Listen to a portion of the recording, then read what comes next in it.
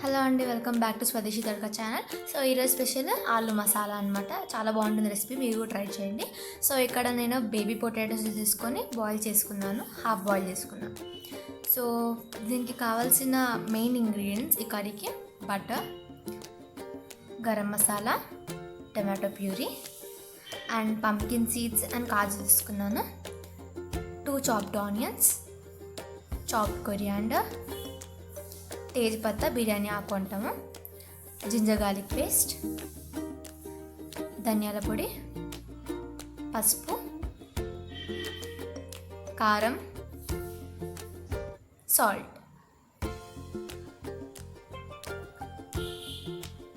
So ఇక్కడ మనం pumpkin seeds ఇంకా కాజుని బ్లెండ్ చేసుకొని ప్యూరీ లాగా చేసుకున్నాము. ఈ పంకిన్ సీడ్స్ ఇంకా కాజు ప్యూరీ అనేది చాలా మంచిదండి. ఇది మెయిన్ ఇంగ్రీడియంట్ రెసిపీ కోసము. ఇందులో చాలా బెనిఫిట్స్ ఉన్నాయి, ఇందులో గుడ్ ఫ్యాట్ ఉంది. సో ఇంకొక వైపు చూస్తే మనము స్టవ్ మీద కడాయి పెట్టుకొని హీట్ అయ్యాక 1 టేబుల్ స్పూన్ బటర్ వేసుకుందాము. అది మంచిగా మెల్ట్ అయిపోయాక 1 టేబుల్ స్పూన్ ఆయిల్ వేసుకుందాము. సో ఇక్కడ ఇది మంచిగా హీట్ అయిపోయాక, మంచిగా మెల్ట్ అయిపోయాక బటర్ అనేది అందులో మనము తేజ్పత్తా వేద్దాం, బిర్యానీ ఆకుని వేద్దాం. ఇంకా 2 చాప్డ్ ఆనియన్స్ డైస్ చేసుకుని వేసేసుకుందాము. దీన్ని మంచిగా మనం కలుపుకున్నాక అది అనేది మొత్తము లైక్ ఒక రెడ్డిష్ బ్రౌన్ కలర్ కావాలి, అంటే మామూలుగా రెడ్డిష్ కలర్ అయితే సో దట్ ఆ స్మెల్ అనేది మంచిగా వస్తుంది. అలా మంచిగా కుక్ అయిపోయాక మనము అందులో కొంచెం అంత పసుపు, 1/2 టీ స్పూన్ పసుపు, 1 teaspoon ginger garlic paste వేసుకొని మంచిగా కలుపుకుందాం.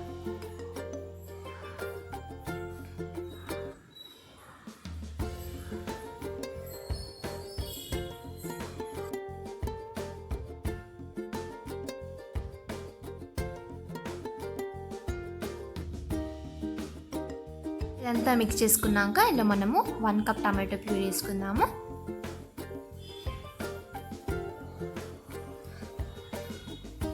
దీన్ని మంచిగా మొత్తం మిక్స్ చేసుకుందాము. టమాటో ప్యూరీ అనేది లైక్ ఒక గ్రేవీ కన్సిస్టెన్సీ ఇవ్వడానికి అండ్ ఈ పులుపుదనం వస్తుంది అన్నమాట, దానికోసం.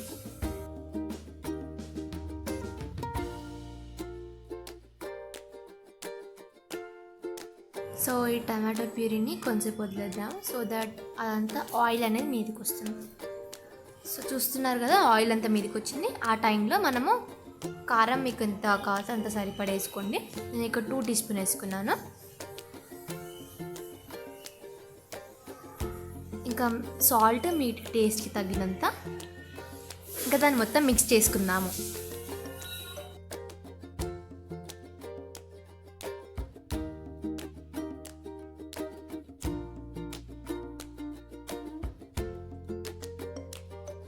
మిక్స్ చేసుకున్నాక మనం ఏదైతే ప్యూరీ చేసి పెట్టాము కదా పంకిన్ సీడ్స్ ఇంకా కాజుది, అది వేద్దాము. అది వేసేసి మంచిగా కలుపుకుందాము. అన్నీ కలిసేటట్టు కలుపుకోవాలన్నమాట. సో మీరు ఎలా అయితే ఇక్కడ చూస్తున్నారో అదంతా లైక్ ఒక థిక్ పేస్ట్ కన్సిస్టెన్సీ లాగా వచ్చేసింది, దగ్గరకు అవుతుందన్నమాట. లో ఫ్లేమ్ మీద ఇప్పుడు దాన్ని ఒక 2 to 3 మినిట్స్ అనేది మనము కుక్ అవ్వడానికి వదిలేద్దాం. చూస్తున్నారు కదా, ఇప్పుడు అది మొత్తం కుక్ అయిపోయాక సైడ్కి అంతా ఆయిల్ అనేది వచ్చేస్తుంది, మీదికి ఆయిల్ తీరుతుంది. అప్పుడు మనం ఏం చేద్దామంటే కొంచెం అంత ధనియాల పొడి అంటే కొరియాండర్ పౌడర్ వేసుకొని మళ్ళీ మిక్స్ చేసుకుందాం.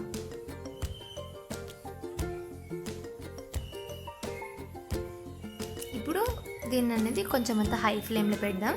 హై ఫ్లేమ్లో పెట్టేసి మనం బాయిల్ చేసుకున్న బేబీ పొటాటోస్ అనేది మేము వేసుకుందాం. వేసుకొని మొత్తము ఆ మసాలా అనేది పొటాటోస్కి పట్టేటట్టు కలుపుకుందాం.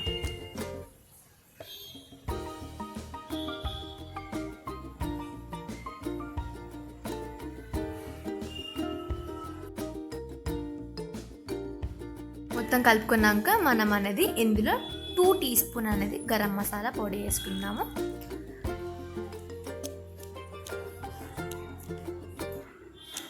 మళ్ళీ కలుపుకుందాం దీన్ని కూడా. ఆ మసాలా అనేది, ఆ పొడి గరం మసాలా పొడి అనేది అన్ని ముక్కలకు పట్టేటట్టు కలుపుకుందాం.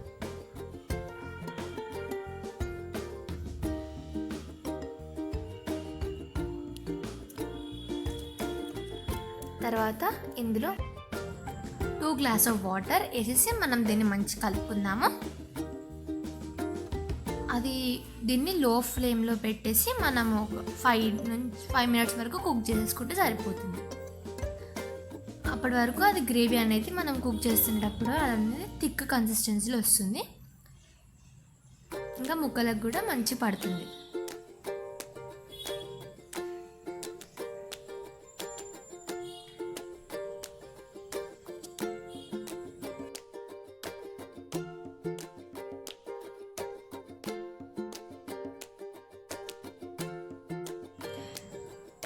ఒక 5 మినిట్స్ తర్వాత కుక్ అయి చూస్తే ఆయిల్ అనేది మీదకి వస్తుంది, ఇంకా మంచి కుక్ అవుతుంది. తర్వాత చాప్డ్ కొరియాండర్తో గార్నిష్ చేసుకుందాము. ఈ రెసిపీ చూడడానికి కాదండి, ఈ రెసిపీ ట్రై చేసి చూడండి, చాలా టేస్టీగా ఉంటుంది. రోటీతో కాక పూరితో కూడా తినొచ్చు మీరు, చాలా చాలా బాగుంటుంది. నేనైతే ఈ కర్రీని పూరితో తింటున్నాను. ఇక్కడ చూడండి, నేను మ్యాంగో రసం కూడా చేసుకున్నాను. మామిడికాయ సీజన్ వచ్చేసింది కాబట్టి మంచి మామిడికాయ అనేది జ్యూస్ చేసుకున్నాను. తర్వాత పక్కకి కర్రీ సర్వ్ చేసుకున్నాను.